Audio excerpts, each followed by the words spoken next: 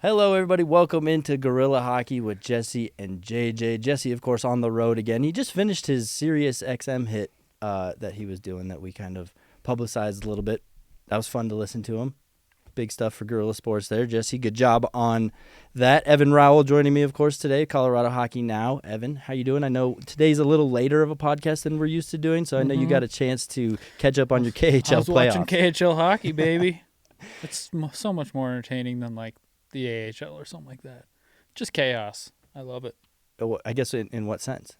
It's just skill. Like Yeah. the AHL, there's like it's just grinded out. Like the skill players kind of get pushed to the side, I feel like.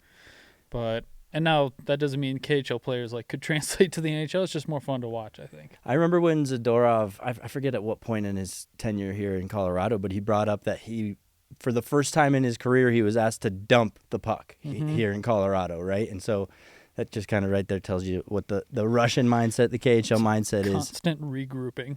There's like no dumping. They're just like, oh, we'll just regroup. We'll try to get in the zone if we can. Yeah. We're just going to keep going. Just constant Nathan McKinnon slingshots over and over. It's a lot of that, yeah. Speaking of which, Nathan McKinnon hits 100 points last night against the Chicago Blackhawks. I guess, yeah, let's start with that. Obviously, a fun season from Nathan McKinnon. It's fun watching him. Nikita Kucherov, 4 points ahead of him. So as magnificent as Nathan McKinnon is doing, Kucherov doing just a little bit more. But, I guess what's your biggest takeaway from Nathan McKinnon reaching the 100-point mark so early here in the season? Like at this point last year, we were like, man, is he ever going to hit 100 points? Because it was a couple years where he's like, oh, he's going to get there. He gets hurt. And now it almost feels like, when will he never not hit 100 points again? Because it seems like he's unstoppable right now. So it's crazy. And then you have McDavid coming up behind both these guys. The scoring race and the MVP race is just going to be out of control this year. But, yeah, I mean, McKinnon, fantastic. That goal was sweet. It's the end of the game. I think everyone kind of tuned out by then. But awesome goal. I mean, he's doing everything for this team this year. And you were there. You heard Bednar the other night just praise him in that Dallas game, not for the offense, but for what he was doing defensively, which I feel like there was a little bit of a dip for him in the recent weeks, which could have been said for a lot of the team, actually. But that's kind of what the points are going to come. But if the Avs are going to win in the playoffs, we saw it in 2022, if McKinnon is playing great in the defensive zone, the Avs are very difficult to beat.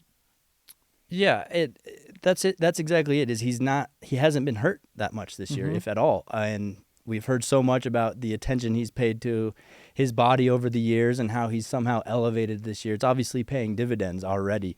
I think that's fascinating. I also look at the assist to goals ratio, right? He's got 64 assists with 36 goals. That's all pretty close to 2-1. And I think that's insanely balanced, right? That's just a player that knows how to bury the puck, but also is finding ways to make amazing plays and just be a playmaker out there. So I think that's a real testament to his game this year. We know he's worked on the assist part of the game. We know how much he loves shooting and scoring goals. So that addition of assists and really being at the top of the league, what is he? I think third in the NHL in assists. I think that's something to look into. And Evan, you and I both play hockey. What does it take for a hockey player to kind of be that well balanced as far as goals and assists? Because you look at Auston Matthews, what he's doing this year is awesome, but he's not at the top of the NHL in points because of how few assists he has. So, well, it speaks to the talent around him. One, that he can have people that can finish some plays that he's setting up, like a Mikko Rantanen. But I just remember early in his career, there was always the question of those first 4 years where it's like, and does he have I guess everyone knows he can skate, but is the brain going to keep up with it? And then eventually something clicked, and you can just see the growth in his game over the last 5 years. It's been out of control, whereas, I mean, the first 4 years, there was very much still a question of, like, is he just going to be a really good player, or is he going to be a great player? Now he's an all-world player. So it speaks to his, I guess, everything about him. It's just his discipline on and off the ice that he's constantly getting better. Because a lot of people feel like peaks in NHL careers now are maybe starting a little bit earlier, and now he's entering his late 20s and seemingly getting better and better. And it's at the point where, just because of how he takes care of his body, that you see Crosby going at late into his career, that he's still elite, that you think McKinnon could be doing this for a long time, and he could be just elite for a long time, which is why they paid him the big bucks. Yeah, as long as that body holds up, right? I look across at Patrick Kane, just 35 years old, and it seems like he's really on the way out of his career, right? And it made me think, man, what's Nathan McKinnon going to be like at age 35? Because I don't see him being on a decline that soon, right? I mean, that's relatively around the corner. I've often thought about that. Like, what is he going to look like at 35? Because eventually he's got his speed will go away at some point. But that's, I mean, yeah, that is a mystery. I guess we'll find out, obviously, in time. But the way he takes care of his body, I have no doubt that he's just going to be a great player for another decade, I would say. Yeah, and to the other point, I remember early in his career, because he was drafted with Sean Monahan, right? And I remember early in his career comparing the two and being like, man, the Avalanche really missed. They should have gotten Sean Monahan. Well, I'm glad that wasn't true, because they definitely hit it on Nathan McKinnon. But yeah, I guess let's just move. I guess the other thing I wanted to touch on is this is where you like seeing Kucherov doing Kucherov things, but you're like, slow down a little bit, because I feel like Nathan McKinnon deserves a Hart Trophy on his trophy case, right? This Hart Trophy race is going to be – there's going to be at least one person who doesn't even make the top three that you're like, yeah, I could have seen him winning. Like, McDavid's coming. Edmonton's on the roll.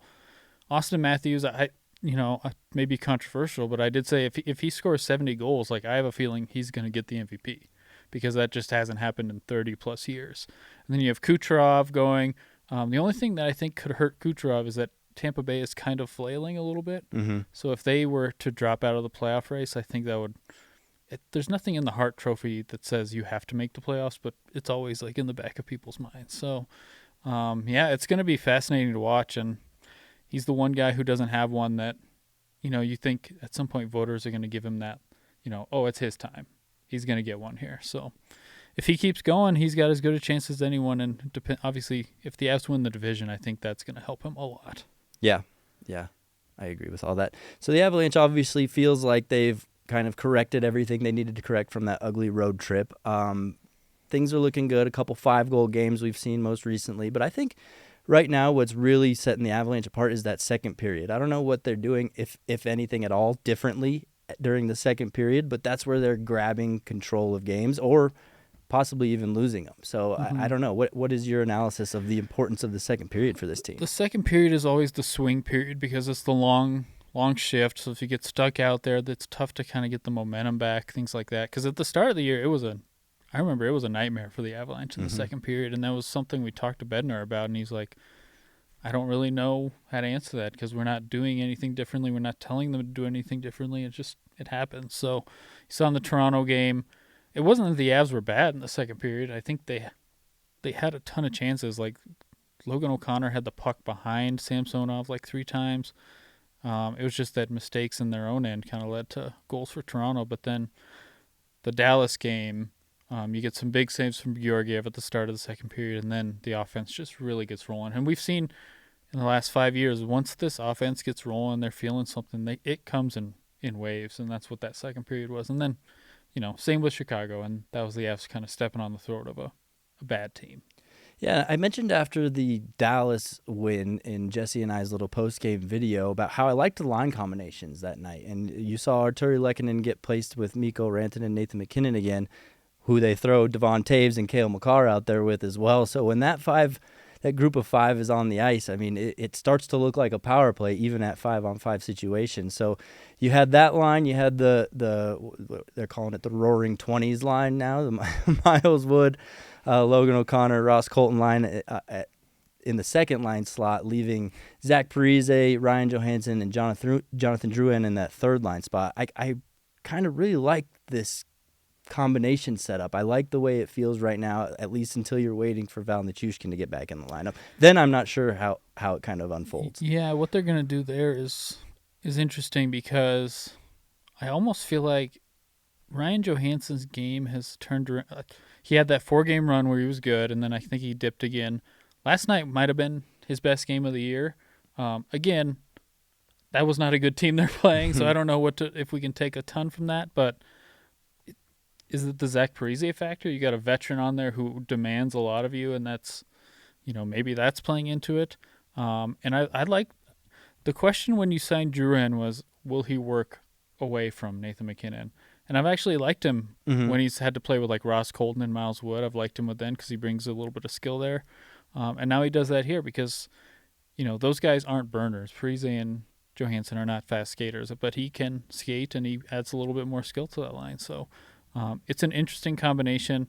I still think Val probably slides in on that line somewhere. But, yeah, if Parise hadn't taken away that goal last night, it would have been the first time that they had Colton and Johansson scoring in the same game in like 3 months, which is what they've been desperate for the last few months. So it's the line combinations are good right now. And when Val gets back, there's competition. That's the big thing. There's going to be competition, and that's what a coaching staff wants. Yeah, Jesse almost ripped my head off last week because I said Ryan Johansson has been playing better, so I'm glad he's not here to yell at you today. I know, and I'm the guy who said he's a complete failure yeah. on my side. Ever since you wrote that piece, it feels like he read it. I He was laying in bed and just scrolling through, and he found it. Well, it's interesting because when Bednar talks about him, it's not like glowing praise. It's just like, yeah, the compete. Like he said something about his compete level is starting to get there, and it's like, well, that's kind of telling about what they felt like was plaguing him. But I do think he deserves credit. He does look better of late. Yeah, and I think putting Jonathan Drouin with him is a huge help. I remember in the preseason seeing those two guys together and saying, wow, this is a really good fit. I'd like to see where this goes more. And we haven't really seen them together since. So, and you saw that play with Drouin yesterday, right? That little backhand sauce he gave to Johansson as he kind of sucked in all five Chicago. Play. It's just that was such a testament to who Drouin is and what we've seen from him this year, right? Just really good at passing, great vision, and just a great hockey IQ. And it works well with Ryan Johansson, which is nice. But, I think I want to take a second to really pump Jonathan Drouin's tires because I love what I've seen from him. And it took him a while to really kind of gain momentum, but it seems like he's consistent. And we now know exactly who Jonathan Drouin is and where he benefits and struggles. Yeah, he hasn't scored a goal in a while. He had the one taken away, but he's still producing points. Like the pass in that Dallas game on the Lehkonen goal where Lehkonen was just not ready for the puck at all, but he still scored because the net was so wide open because it was just a one-touch pass where just right on his stick. So he's still a great passer. We see it all the time. His effort on the back check has been probably the biggest surprise to me. Like I did not know that was what we were going to get, and I think that is kind of the Avalanche way that they've got that in him, that he's kind of figured, hey, this is how I need to play to stay in the lineup. So he deserves credit. And then, the play last night, like he just drew everyone into him. Like ESPN pointed out, like every Chicago player was watching him. That's kind of an issue with a bad team. But that's what you do. You take advantage of bad teams and you create space for your line mates. Yeah, I think we could kind of transition nicely in the conversation I want to have about Justus Annunen, right? Because obviously Chicago being a bad team, sure, it's a great opportunity to play your backup. But with all of us kind of feeling a little uneasy about the backups lately, there's still that thought in your mind, like, oh, if Annunen's here, there's still that chance. It's still Chicago who somehow gives the Avalanche fits every now and again. But I think the Avalanche have corrected the way they need to play, and they're playing with an effort that they need to right now to move, kind of build that momentum down the stretch that I was confident from the start. Like, play Annunen here. I think the Avalanche are going to have a great game, and they did just that. They got they had their effort in check. And just seems like they're playing the way they want to. Despite it being a bad team, they kind of kick the shit out of them, right? Do you think some of that comes from Annunen has given them – I feel like he's been pretty good the two starts before this. Like maybe they're starting to feel a little bit more comfortable in front of him? Yeah, I think for sure. He's had 3 solid games in a row. I think, of course, they're protecting him with the opponents they're putting up. Actually, no, they put him in against Tampa Bay, right? So and Detroit, those are 2 playoff teams. Yeah, absolutely. So he's earning it, right? I've been the first one to kind of talk down on Justus Annunen's game, but I think he's shown a little bit of something that I'm not quite ready to say this is the group I'm comfortable with heading into the playoffs. There's still, if there's a deal to be made at the deadline, I think they have to make it. But worst case scenario, if you were forced to stick with these goaltenders, I think I'm still not that confident about it, if I'm being honest. I wrote this morning, if I had to go with my gut, I would say that they're probably still going to trade for a goalie. Capo Kakinen's the guy we talked about. I think he's a good target. But it's kind of the whole picture right now that where you're looking at it like, okay, Georgiev in his last 11 starts, going back to like right before the break, I looked it up. He's at 914 save percentage. So he's kind of stabilized things. And I think a big reason why is because he's been getting some nights off. Like he had the All-Star break. Anton has started 4 games since the break. So he's getting a little bit of rest. He's not having to start 8 games in a row where you mentally start to wear down.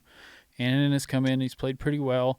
And then you have Prosvetov, who's gone to the AHL, and he's been the best goalie in the AHL. So I asked Jared Bednar the other day, do you feel better about your goalies now than you did a month ago? He's like, yeah, I do, because there was just so much unknowns.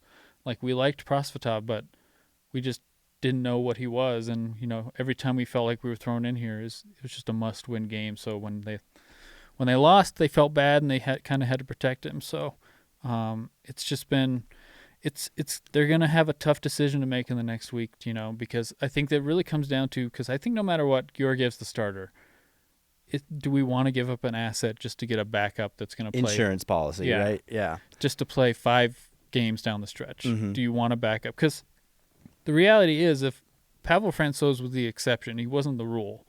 If you go to your backup in the playoffs, you're probably in trouble. Yeah. So that's kind of what they have to weigh here down the stretch. And Anton is making them think about it. That's the thing. Yeah, and so is Prosvetov, right? Mm-hmm. And so I guess where do you think they go from here? Because, yeah, I think there's still, just like us, the team still isn't fully bought into both these guys. Mm-hmm. They are playing well. I don't know how you make a decision between one or the other right now. One's killing it in the AHL. One's doing adequately in the NHL. So, yeah, I think they have kind of a little puzzle to solve here. Yeah, it could also be something like, okay, well, Eustace, you've shown well. Maybe you're showing us next year you can be the backup, but we maybe want a little bit more protection going into the playoffs. We'll find out in a week.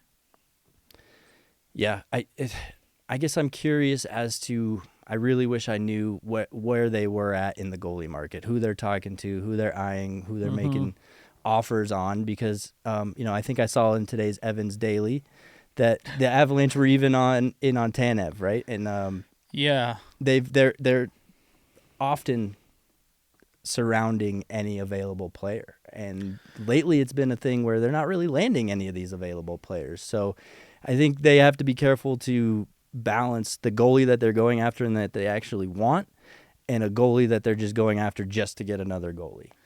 I found the Tanev one really interesting because, I'd kind of heard it thrown around, but when Pierre LeBrun says it, he's somebody that has shown in the past that he is connected to the Avs. So I was like, okay, I think we do need to take that seriously. And basically what he says is that he thinks the Avs were one of the teams that actually offered a first, but they said, you got to take a Johansson's contract back to make it work, which makes sense contract-wise. But with Tanev, defense is probably the last thing we've talked about as far as what they need. Yeah, so I was shocked to see that, honestly. That's interesting in the way that you're thinking in your head, okay, are they saying we can't find a center that's maybe going to push us over the top, so we're just going to load up on defense? Because if you think about that defense with Tanev, you got 3 righties, 3 lefties. They're stacked. And then you can kind of roll through the game. You can protect your goaltender and just say, okay, maybe Nate's going to win us games and we'll win defensively. On the flip side, you're thinking, okay, well, if that Tanev deal went through, are they trading a defenseman for a center? Yeah, is there another deal out there that's waiting on that one? Yeah. So my initial thought when all that came out was like, okay, McFarland, he's probably got a lot of things going where he's trying to do whatever he can to help the team, and I'm sure every GM is doing that. But it's like, okay, maybe he's, if he would have done it, that would have been a very creative thing to do, and I would have been very interested to see how it worked out. And, we'll see what happens. They might still go out and get a defenseman, but it's not going to be a Tanev quality type player. Yeah, and we'll see kind of how they play the goalie cards as well. And the other right? thing is Fleury's not on the.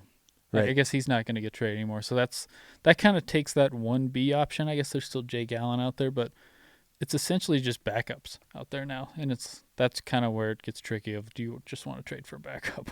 Right, that you're probably just gonna let walk.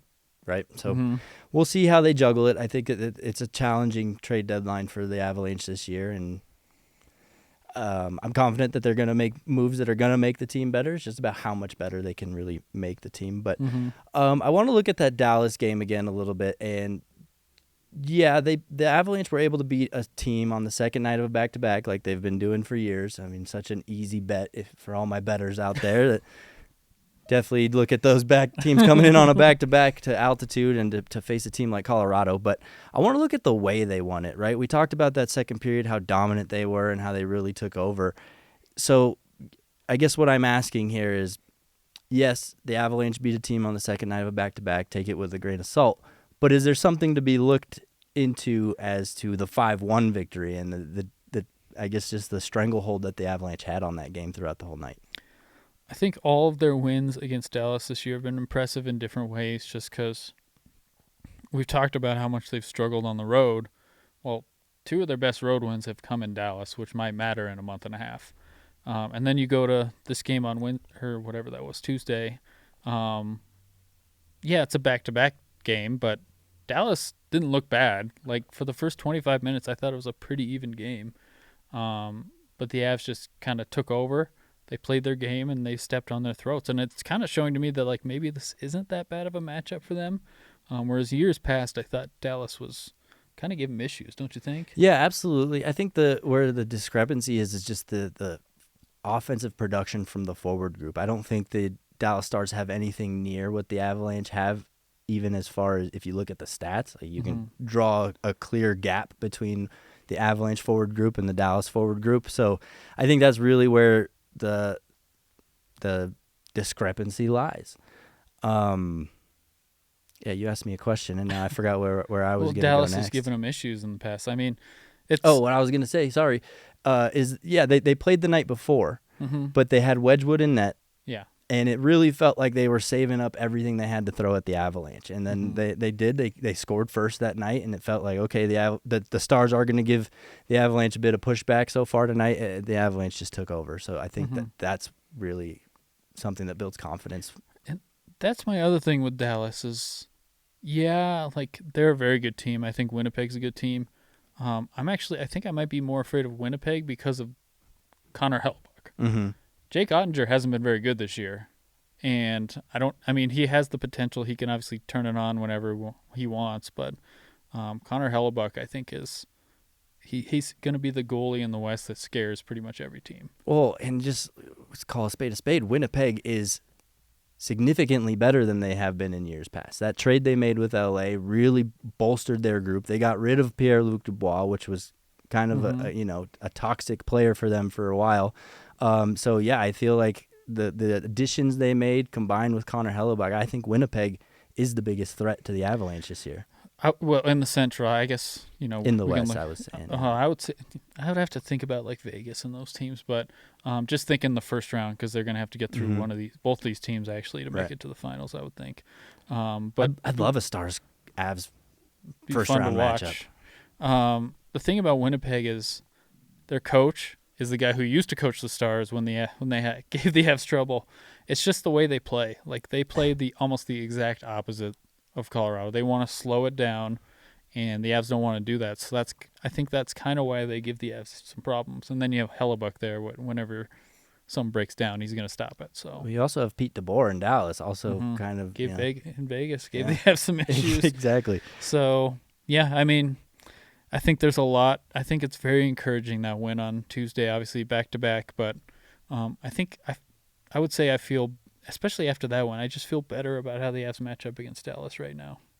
And that was a big statement game for them, especially coming off a game that they felt like it was a close game against Toronto, but they felt like they should have won because Jared talked about how they gave the Leafs their goals, essentially. So yeah, I guess I'll start by saying the power play, you kind of saw it really kind of revitalizing itself there against Dallas without Val Nichushkin in it. So you throw Val Nichushkin back into that power play, it's going to be significantly more dangerous. And then to move to the Toronto point in the Toronto game, I mean, that was just a game.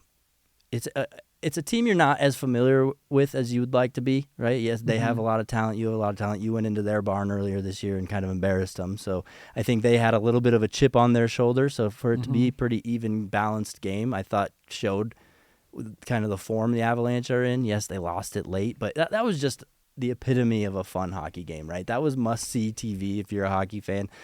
Of course, they had it on Hockey Night in Canada, so probably the entire nation of Canada watched that one. But yeah, that was just a fun game, all in all. You're not going to win every game. That was a good hockey game to watch, and that Toronto team was coming in on fire. I think, what did they won, like 7 in a row on the road at that point? So it was just a great game. It was two teams that played an evenly matched game, and one team came out on top just because of a mistake that the Avalanche made at the end where, Rantanen just throws it over the glass. He's not meaning to do that. It just happens, and it burns the Avs because their penalty kill just could not contain that power play at all. So, yeah, I mean, it's a tough game to lose. I would say it's a tough game to not get at least a point out of when it's tied in the last 5 minutes. But it was still a good game. They didn't necessarily play bad, but they battled, and sometimes you lose. I feel like a lot of people on the East, a lot of media members, a lot of Toronto Maple Leafs fans really draw a lot of parallels between the Avalanche and the Toronto Maple Leafs. Seeing them face off against each other, do you really feel like Toronto's up there in the same echelon as Colorado, or does Colorado still have that extra step that we saw in Toronto? I mean, offensively, I would say yes. The difference is going to be who the Avs can put out on defense. A Cale Makar and a Devon Toews, whereas Morgan Rielly is a good player. He's not a Cale Makar. So, and then they don't know who their goalie is. Like, the Avs obviously have, Georgiev hasn't played his best this year, but Toronto is carrying 3 goalies right now because they don't know who they're going to play in the playoffs. So that's kind of the big difference, and it's always been the issue with Toronto. It's just you can't trust them to kind of get past the first, second round, I guess, at this point. So I can see the parallels in the way they play, but the difference, I think, would be the Avs, when they're at their best, that they've shown in the past that they can defend at a high level. Toronto, when the going gets tough, I would say they haven't done that. In the regular season, they're a pretty good defensive team. Yeah, no, I hear you. You got a forecheck and back check, right? And some Leafs guys aren't into the whole back check thing. I probably think the Leafs are better than most people do. I picked them to win the cup. I think I didn't pick them to win the cup. I think I said it would be a Toronto Avs final before the season. And I don't know how I feel about that right now, but I think that Toronto is still a really good team that could easily come out of the East. Before the deadline, if the playoffs started tomorrow, who do you think you would pick as your 2 final teams? I've been thinking about this lately, and I don't know, because the team I always go to every year is Carolina, and then they break my heart every single year. They're like, let's get more forwards in here. Let's get more good forwards, but we don't have an elite forward that's going to push us over the top. So, man, I just don't know, because actually, you know what? I do know who in the East. It's Florida. I should have just figured, Florida, that team is nasty. They're skilled, and Bobrovsky's kind of turned back into a little bit of the Bobrovsky he was in the past. So I think that's the East team. Nasty in terms of sandpaper, they play hard and they play a little dirty, but within the rules. That's how you got to play. I love that style of hockey. I think Matt Tkachuk is my favorite player in the NHL for that reason. He's got the skill, but he also has got that nastiness to him. So, yeah, I'm with you. I think Florida is the team I would pick out of the East, and I'd take Winnipeg, honestly, out of the West, just because I do think they are that dangerous. The Avalanche, obviously, are going to put up a really good fight in that conversation that goes on in my mind of who I think is going to come out of the West if the playoffs started today. But, again, it's completely hypothetical. We still got a whole trade deadline to get through and see what teams improve where. I know. Vegas is going to add somebody, and then Mark Stone's going to be good to go in the playoffs, and that just is a whole nother factor. But, yeah, Florida just has an attitude about them that is just I think they're the clear favorites in the East. I think that's why the Avalanche love a guy like Chris Wagner. Yeah. I think that's why they add a guy like Ross Colton, Miles Wood, because they do have that little bit of snarl to them, right? They're not going to back down to anybody, and they're going to kind of, Zach Parise? They want to muck it up around the net. So, let's get into that a little bit. This past week, since our last podcast, the Avalanche have inserted Chris Wagner into the lineup. Of that, of course, there has to be casualties. Fredrik Olofsson gets sent to the AHL. You don't love to see it. He spent the whole year with the team, really, made a name for him at the NHL level. But just if you got a better option, you got to take it. And I think Chris Wagner is that better option, not only from an X's and O's standpoint, but exactly what we're saying, the intangibles, the get in your face and not back down, and obviously great at the center position as well. I mean, I think it comes down to a few things. One, people will, talk about faceoffs, how much they matter. Freddie Olofsson was not a good faceoff guy. Like, I think he was at 38% through the entire year. And what Bednar talked about the other is they wanted a faceoff guy on the penalty kill that they could trust. And Wagner is starting to become that guy over the last 2 games. So I think they trust him more as a natural center than Olofsson, who was kind of a wing that was moved to center, that they were trying to, make him work there. But then the other big thing is just the difference type of player. Like, you saw Wagner's thrown a couple big hits this week. That's just how he's always played. He's a little bit more of an energy guy, and I think that's kind of what they wanted in their bottom 6 to, kind of reel things in here, because they haven't really been able to find that fourth line center, or that fourth line that they trust. And I think it's just a different look for them right now, and I think that's what they wanted to go for. Yeah, I've told this story a few times on podcasts throughout the years, so bear with me. This isn't the Playboy It's not story? the Playboys. No, Okay. no, we're on from the Playboys. I brought that up to Jesse last week, and he's like, "What? What are you talking about?" I'm like, I thought it was a good "You had to story. be there." Yeah, if he would have only listened to the show that he's a part of, maybe he would have known. Or the other show you told it on. But I remember when Chris Wagner first was on the Avalanche, 8 years ago, when they picked him up off waivers. And the first conversation I had with him, I remember it was at a morning skate. I was hanging out in the VOM, and one of the opponents came into the VOM, right, because they were getting ready for their morning skate after. And he looks on the ice and goes, "Oh, is that Chris Wagner? That guy's such a prick." Mm-hmm. And I went into the locker room and I actually asked him. I was like, "Hey, the other team's saying that you play like a bit of a prick. Like, is that part of your game that you really take pride into, right?" And he's like, "Yeah, absolutely. That's my game." Mm-hmm. Fast forward to last night, he gets in a fight, right? And it's I like it because there's no instigator, right? It's a fight where it's like, "Hey, you want to fight? Yeah, sure, let's do it." That's Chris Wagner. That's who he is, right? He's not gonna back down. He's not very big. He's like my height. No, he's not a big guy at all. Yeah, he's muscular and he's fit. He's definitely a professional athlete, but coming off some injuries, a pretty serious injury at that, and not being afraid to back down. I think you're just seeing exactly who Chris Wagner is. Just that little bit of snarl that the Avalanche love and Jared Bednar loves, right? He refers to the game so frequently as war, or makes war metaphors. So that's the type of player he was too. He loves that style of just grit and sandpaper. I know, and when that Morgan Riley cross-check thing happened, people were kind of like caught off guard when Jerez was like, "Yeah, I liked it." It's like, why were you caught off guard? But have you ever look at his history in in hockey? He was a fighter. Like, that's just kind of, and that's his mentality. Yeah, he wants the skill players on his team, but he wants a little bit of grit, and that's something the Avs have gone after this summer with Colton, with Wood.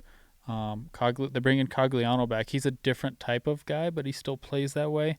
Wagner, and I got to bring him up. That's why I think Kovalenko is going to become a big favorite of the coach, because he's got an attitude. He plays with an attitude, O'Connor. So this is something that the Avs needed. When they won the cup in 2022, was Helm, who was just turned into a machine in the playoffs. Like he hit everything in sight, and maybe that's what they're kind of hoping Wagner can be. I don't know if he can be that, but it's just that they want an attitude in their bottom 6, and it gives them a different look, and that's what you need maybe in the playoffs. You might be pleased to know it's actually Kovalenko is actually the last thing I have on our things to discuss today. I didn't tell you that pre-show because I wanted it to be a surprise, but we'll get to it. We'll get to it in a second. But I think the last thing I really want to touch on is just the ability to score goals out of this team. Right? You're seeing the depth of guys score goals. You're seeing a handful of different goal scorers over the last stretch of games. Something's obviously going right within that depth. We've already touched on. Perhaps it's the line combinations right now are just really working well, but this is the version of the Avalanche that they need to be to really find success, right? That depth scoring's got to be there, and then you can have a Nathan McKinnon 2-point night scattered in there as well. So just wanted to touch on that because I think the goal scoring, I've been saying it all season long. If you've been listening to this podcast this season, you've heard me say it too many times, probably getting sick of me, but the goal scoring, is cleaning up, and I like it. It's I mean, they're healthy right now. Outside of Val, they are pretty much healthy. So this is kind of what the team is. Obviously, they'll probably make a move in the next week, but they're healthy. They got everyone going. So to see everyone kind of starting to roll at the same time is great. Jared, he has options now. He has a fourth line that he can maybe trust a little bit more than he would have a month ago.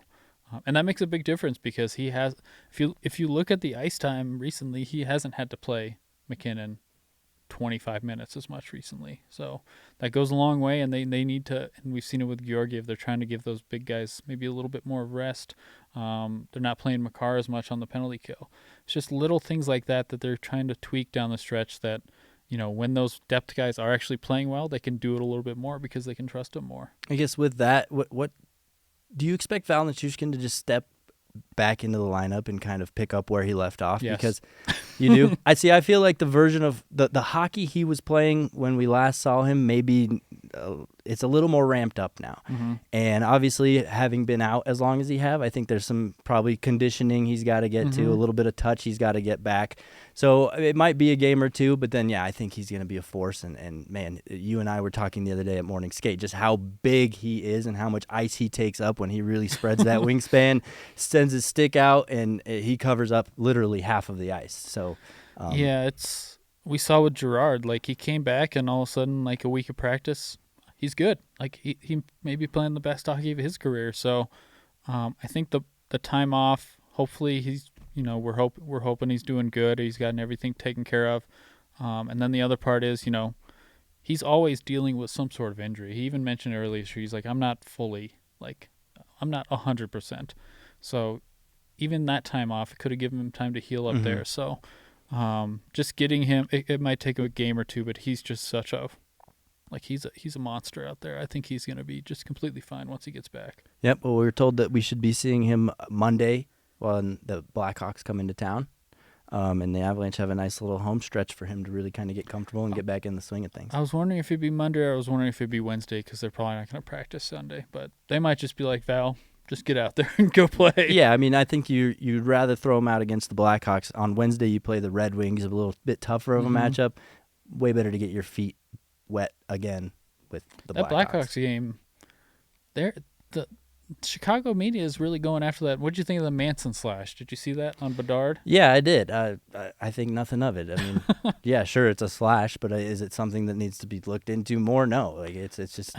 It doesn't need to be looked into, but they're making it seem like it's going to be World War III on Monday. Oh yeah, they think they're gonna retaliate. Who do they even have really? That's a tough guy. Foligno is all. I think it'll probably end up being Foligno.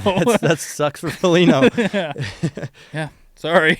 Eat that right hand of Manson. Yeah, exactly. I mean, I was reminiscing on the Dallas game of Manson fighting Jamie Benn, right? And remember, there was even a second where Jamie Benn was throwing his little Jamie Benn fits out there on the ice, and I thought, ooh, Manson's going to go get in his face, and he didn't. But, yeah, Manson, much like Nichushkin on the forecheck, Manson is a force to be reckoned with when it comes to fighting. Not somebody I want to see.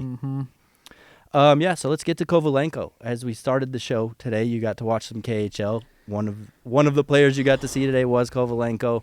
How do you like what he's doing so far? I mean, obviously you brought up that it's a completely different league. Do you see him seamlessly transitioning over to the NHL? And I know he's taken some face-offs, playing a little bit of center.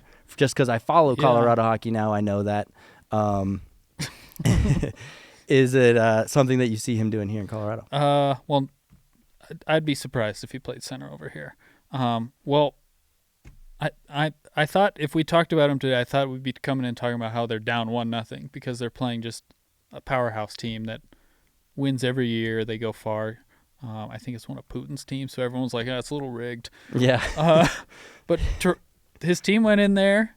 They were awful down the stretch, but they went in there. They played defensive hockey, which is kind of what he talked about. And he was kind of the leader of that. He said something like, they play me at center, but only to win faceoffs. Otherwise, I just play the wing. And I'm like, that doesn't make a whole lot of sense because there's not a center on his line. He basically looked like he was playing center today, and he was fine. He was the defensive conscience on his line. He looked more like the guy that was at the start of the year, who was probably one of the best, if not the best player in the KHL.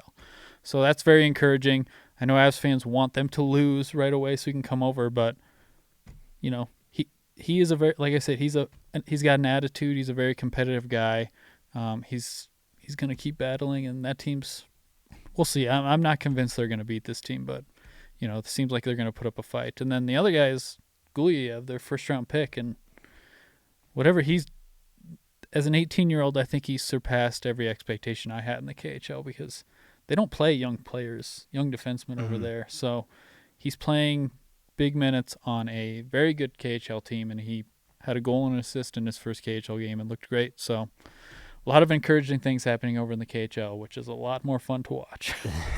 No, that's promising. I like the fact that you're saying Kovalenko has a lot of defensive responsibility in him, along with being, kind of that offensive guy and almost correct me if I'm wrong, but it seems like he's got this real almost superstar vibe to him. He hasn't done anything yet to warrant that, but he kind of... Well, that was actually something I talked to... You remember Brandon Kozin? Training camp? He played with Kovalenko when he was a younger guy over in the KHL, and I asked him, I was like, what's he like? He said, he's not short on confidence, which is, right. I think if you want to play in the NHL, that's kind of how you have to be anyway. And he's also, Larionov has gone on the record saying I think he could play in the top 6 in Colorado. I don't know. We'll see about that. But I definitely don't think that would happen down the stretch here whenever he comes over. But he seems like a very confident guy. He plays with an attitude. I think expecting him to be a top 6 forward at some point, I think is maybe a little bit too much. I think his best case scenario is like a guy like Lehkonen because he's kind of a similar guy where he's going to battle. He's a smaller guy, smart player who plays all situations over there. But I think if you get like a Logan O'Connor type out of him, I can't remember the last time the Avs hit on he was a 6th-round pick. I can't remember the last time they hit on a late-round draft pick. So you're extremely happy if he becomes an NHL player at all, really, in my opinion. Oh, all right. I guess that adjusts my expectations a little bit. I think you just have to. He's not Kirill Kaprizov. I think some people had that in their mind early in the year. He's not that guy. There's very few of those guys around the world. But he's very much the one thing they say about him in the KHL is he's the most NHL style player in that league because of the way he plays. He is a bull in a china shop, and that's kind of why I like watching him play because he's just chaos. He's a little bit of Miles Wood. He's a lot of chaos. That's exciting. I'm ready for his insertion into the lineup. Yeah, sounds like we'll see. Just an entertaining whenever it player. happens. And the Avs are going to get back to me on his visa status because that's something everyone has to go through. But he was born in North America, or he was born in the U.S. So I'm wondering. That's why I was asking him. Is that an easier process? So yeah, he should have an American passport, right? Exactly. That's the thing. So I'm waiting to hear back from them. Stay tuned. Yeah. Well, I assume Jesse will be back with us next week, Evan. But thanks for filling in for him the next few weeks, and of course we're going to find ways to keep getting these podcasts in with you. I'd like to get one with all 3 of us here in the near future. A lot of chairs. Yeah, we got a lot of chairs. I don't know if they're in the camera shot, and you definitely can't see them on the podcast, but there are 2 empty chairs here. We got to start filling them. So yeah, any closing thoughts for today? Anything you're looking forward to in the next week or so? I'm ready for the trade deadline to be gone. I don't know about you. I have to write about it. I'm kind of sick of writing about it. I don't have to. I'm not very good at trade deadline stuff or cap hits or off season mumbo jumbo. I like the X's and O's of hockey, so that's where I try to focus. So it's not any sweat off my back, but for me, March is here. I've been saying for weeks, March is very juicy. This is the time the Avalanche are going to pull ahead in the Central. So I'm just excited to see that come to fruition, and I can say I was right to all of you. I'm the same way. I don't like talking about like the rumors and stuff like that. I'd rather just talk about the game, and they're going to make trades. I'd rather talk whatever trade they make, I'll analyze, but I don't. You'll watch hours of film, I know that. I don't want to talk about like, oh, I heard this juicy rumor, because everybody talks. Like, it's not like. And only some things come out, right? I mean, exactly. There's been a million conversations had, and we've heard about 0.1% of them, probably. Exactly. So it's like, yeah. I mean, I'd rather just talk about hockey, and this is, once the trade deadline passes, that's when hockey really cranks up. The best time of the year. If they do end up getting a goalie, let's film room that together. Yeah, because I don't know. He made a save. I saw some saves. Oh, that one was not a save. Nope, that one leaked through him. Yeah, we'll do that on Colorado Hockey Now. Of course, check out Colorado Hockey Now if you haven't. That's why Evan's here. Evan10 for the promo code. What does that get you? Gives you $10 off for a whole year. Nice. No ads. It's a hell of a deal, too. Plus, it's really not a dent in the pocket at all to subscribe for the year and support Evan. And not only that, you get, in my opinion, the best written content that's out there. Thank you. Surrounding the Avalanche. So, yeah, thanks, everybody, for hanging out with us. Evan, thanks again. Thank you. We'll see you guys next week. This has been Guerilla Hockey with JJ and Jesse.